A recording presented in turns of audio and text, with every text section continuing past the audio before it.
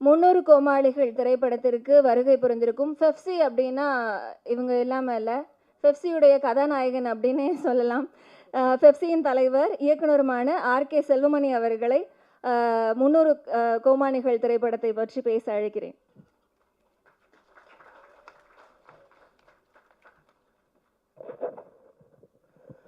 அனைவருக்கும் வணக்கம். ராஜா வந்து அவருக்கு 300 சரியாக எழுதி கொடுத்துருக்காரு, எனக்கு கொஞ்சம் கரெக்டாக எழுதி கொடுக்கலன்னு நினைக்கிறேன். ஆர்எஸ் ராஜா கடினமான உழைப்பாளின் மிகப்பெரிய ஒரு பொய்யை அதில் எழுதி கொடுத்துருக்காரு. அது இயக்குனர் மிகச்சிறந்த இயக்குனர்னு அவர் சொல்கிறாரா பாருங்க. உண்மையிலே வந்து இது ஒரு குடும்ப விழா தான். வந்து இப்போ இங்கே வந்தவருக்கு தான் வந்து எனக்கு தெரியுது அலெக்ஸ் எவ்வளோ பவர்ஃபுல்லாக இருக்காருன்னு தெரியுது. நாங்கள் வந்து பெப்சிலேருந்து நிறைய தடவை கூட்டோடு வந்து ஒரு 4-5 மேனேஜர் பேரும் இங்கே வரல. ஆனால் இப்போ பார்த்தா தலைவர், செயலாளர், பொருளாளர், துணைத் தலைவர், மொத்த யூனியன் இங்கே உட்காந்துருக்காங்க. இப்போ வந்து அலெக்ஸ் வந்து அவரோட பவர் இல்லை, அது அவரோட நட்பு. இங்கே நீங்கள் வந்திருக்கோம் எல்லாருமே வந்து அலெக்ஸோட ஒரு நட்பின் அடிப்படையில் தான் நம்ம எல்லாருமே இங்கே வந்திருக்கோம். இங்கே வந்து அலெக்ஸ் கூப்பிட்டாருன்னு தான் நான் வந்து விழாவுக்கு வந்தேன். ஆனால் இங்கே வந்த பிறகு வந்து இந்த படத்தை பார்த்த பிறகு ஒரு புது யூனிட் வந்து உள்ளே வர்றதுக்கு தயாராக இருக்குது அப்படிங்கிறது நமக்கு தெரியுது. இந்த படம் உண்மையிலே வந்து இப்போது டைரக்டர் எங்கே இருக்காரு? ஓகே, வாங்க. ரொம்ப நல்லா பண்ணியிருக்கீங்க. நீங்கள் வரும்போதே ஒரு சரியான யூனிட்டோட, ஏன்னா இப்போ திரைப்படத்துக்கு வரும்போது முதல்ல வரும்போது ஒருத்தர்கிட்ட அசிஸ்டன்ட் டைரக்டராக இருக்கணும், அவங்ககிட்ட வந்து ஒரு 5-6 வருஷம் இல்லை 10 வருஷம் ஒர்க் பண்ணணும், அப்படி ஒரு காலகட்டம் இருந்தது. அதுக்கப்புறம் இப்போ ஃபிலிம் இன்ஸ்டியூட்டில் நாங்கள் வரும்போது ஃபிலிம் இன்ஸ்டியூட்டில் படிக்கணும். அங்கே வந்து விஜயகாந்த் சார் மாதிரி யாராவது ஒருத்தர் ஆர்டிஸ்ட்டை இது செட் பண்ணால் ஒரு 1 year 2 yearல நம்ம டைரக்டர் ஆகிடலான்னு இருந்தது. அதுக்கப்புறம் ஷார்ட் ஃபிலிம் மாதிரி ஒரு ஷார்ட் ஃபிலிம் பண்ணி நாளைய இயக்குனர்களோ இல்லை வேறு ஏதோ ஒரு பேரில் அவங்க ஒரு ப்ரொடியூசரை கரெக்ட் பண்ணி அவங்க வரலாம்.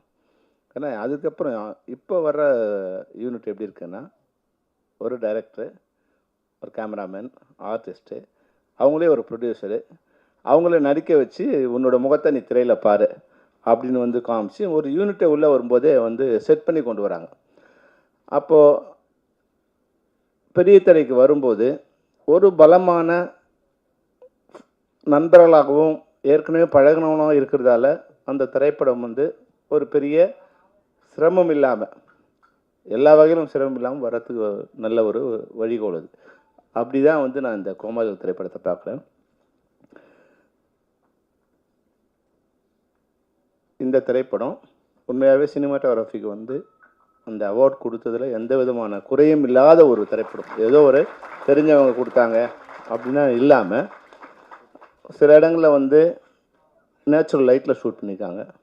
ஈவன் வந்து ட்ரோன் ஷாட் பண்ணும்போது கூட வந்து ரியல் லைட்டில் ஷூட் பண்ணியிருக்காங்க. அது கலரிஸ்ட்டு வந்து ரொம்ப நல்லா வந்து கலர் லைட் பண்ணாமலே இல்லாமல் ஒரு நேச்சுரல் இது கொடுத்துருக்காங்க. அப்போ அது வந்து ஒரு த்ரில்லை ஏற்படுத்துது. நீங்கள் லைட் பண்ணி த்ரில்லை ஏற்படுத்துது ஒன்று, நேச்சுரல் லைட்லேயே ஷூட் பண்ணுறது இன்னொரு த்ரில். அது ரியாலிட்டி கிட்ட கொண்டு போயிடும். அப்போ கொண்டு போகும்போது இதுக்கு மிகப்பெரிய பலமாக வந்து இன்னொருத்தர் இருக்கார், அது வந்து மியூசிக் டைரக்டர். உண்மையாகவே யுவராஜ் வந்து ரொம்ப நல்லா பண்ணியிருக்கீங்க. ஒரு நார்மல் ஷார்ட்ஸ் இருக்கும்போது கூட அதுக்கு வந்து ஒரு த்ரில்லை கிரியேட் பண்ணியிருக்கீங்க. அதுபோல் வந்து அலெக்ஸ் வந்து இவ்வளோ பெரிய நடிகனாக இருப்பார்னு தெரியல, ஆர்கனைசரை தான் பார்த்துருக்கேன். இப்படி ஒரு பிரம்மாண்டமாக பயமுறுத்தக்கூடிய அளவுக்கு வந்து அலெக்ஸும் கபிலனும் நடித்த ஒரு பேர் தெரியல, அவங்க 2 பேருமே வந்து ரொம்ப நல்லா பண்ணியிருக்காங்க. இந்த திரைப்படம் சொல்ல முடியாது, ஆனால் ஒரு ஷார்ட் ஃபில்மாக இருந்தால் கூட திரைப்படத்துக்கு உள்ளே வரத்துக்கான ஒரு கரு அதில் இருக்குது. இந்த ஷார்ட் ஃபிலிம் பார்க்கும்போது கொஞ்சம் பேருக்கு வந்து இது என்ன கதை அப்படின்னு புரியாமல் இருக்கும்.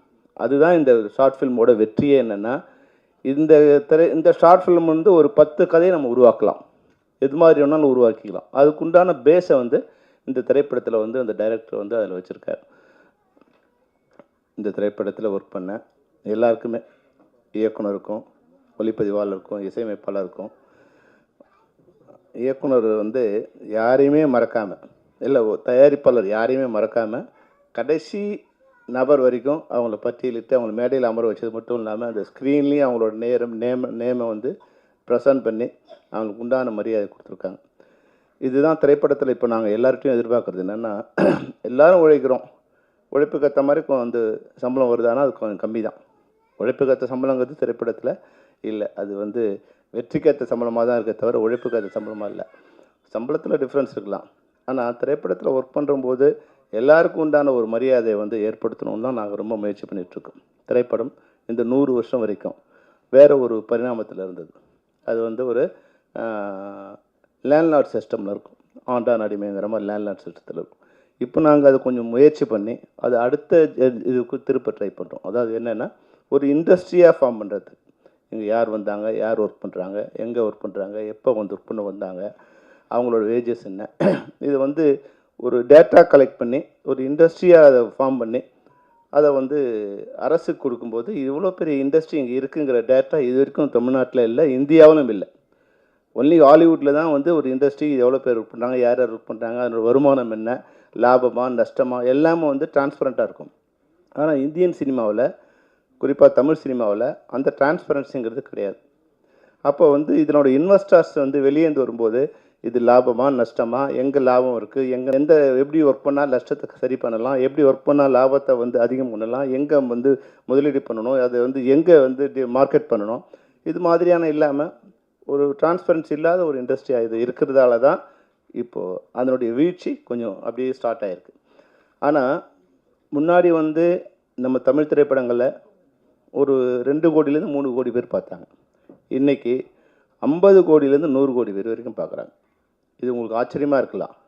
தமிழ் திரைப்படங்கள் இன்றைக்கி உலக அளவில் அவங்க சப்டைட்டில் போட்டு அந்தந்த மொழியோட அவங்க ஜப்பானில் படம் பார்க்குறாங்க, சைனாவில் படம் பார்க்குறாங்க, அர்ஜென்டினாவில் படம் பார்க்குறாங்க, அந்தந்த மொழியில் சப்டைட்டில் போட்டு நம்ம படத்தை பார்க்குறாங்க.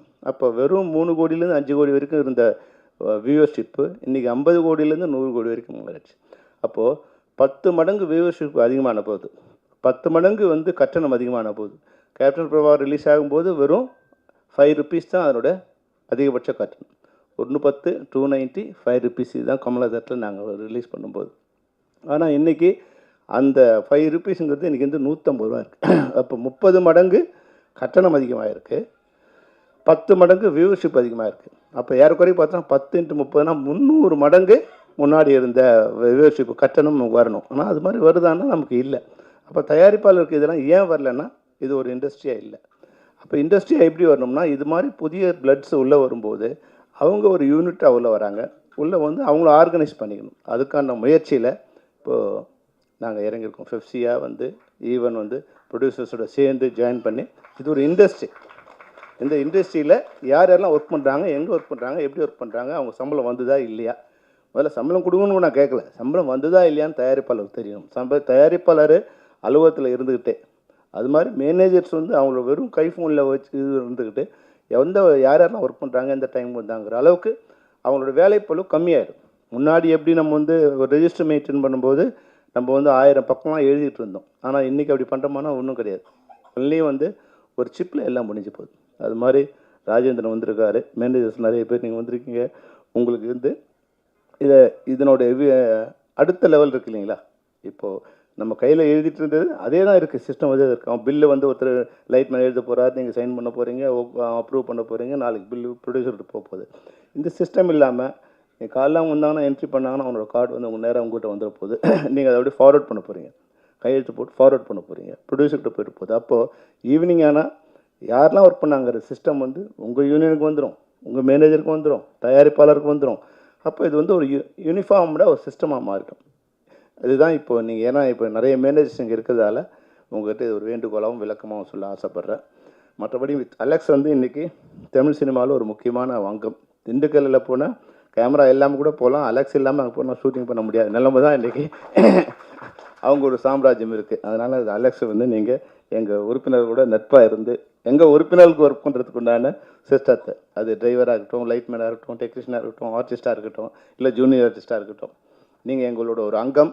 அதனால் எங்கள் ஃபெஃப்சியோட உறுப்பினர்கள் ஒர்க் பண்ணுறதுக்கு நீங்கள் வந்து ஒத்துழைக்கணும். அந்த நட்பை ஏற்படுத்தணுங்கிறதுக்காக தான் நாங்கள் எல்லாருமே இன்றைக்கி உங்கள் நிகழ்ச்சிக்கு வந்தோம். ஆனால் வந்த பிறகு ஒரு நல்ல யூனிட்டை நீங்கள் எங்களுக்கு இன்ட்ரடியூஸ் பண்ணியிருக்கீங்க. இந்த எல்லா யூனிட்டில் இருக்க அனைத்து உறுப்பினர்களுக்கும் ஃபெஃப்சியோட சார்பில் என்னுடைய வாழ்த்துக்களை தெரிவித்துக் கொள்கிறேன். நன்றி, வணக்கம்.